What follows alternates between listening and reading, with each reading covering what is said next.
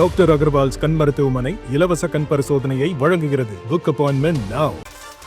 திருவாரூர் மாவட்டம் நீடாமங்கலம் சுற்றுவட்டார பகுதிகளில் 2 லட்சம் நெல் மூட்டைகள் நெல் கிடங்குகளுக்கு எடுத்துச் செல்லப்படாமல் கொள்முதல் நிலையங்களிலேயே தேக்கி கிடப்பதாக விவசாயிகள் வேதனை தெரிவித்துள்ளனர். இதுகுறித்த கூடுதல் விவரங்களோடு இணைகிறார் செய்தியாளர் நேசராஜ். வணக்கம் நேசராஜ், விவரங்கள்.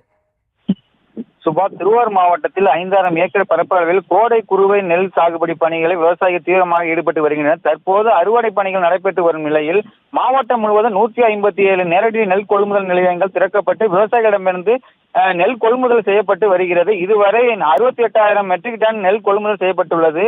இந்த நிலையில் விவசாயிகளிடமிருந்து கொள்முதல் செய்யப்பட்ட சுமார் 2 லட்சம் நெல் மூட்டைகள் நெல் கொள்முதல் நிலையங்களிலேயே தேங்கி இருக்கிறது. இதன் காரணமாக விவசாயிகள் அறுவடை செய்த சுமார் 50,000 நெல் மூட்டைகள் கொள்முதல் செய்ய முடியாத நிலை ஏற்பட்டுள்ளது.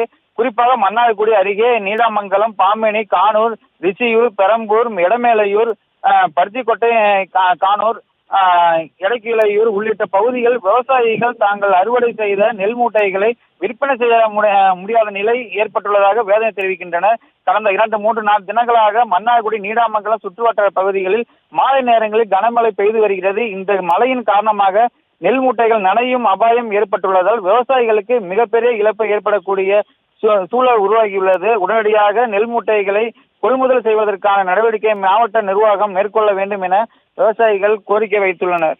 சுபா,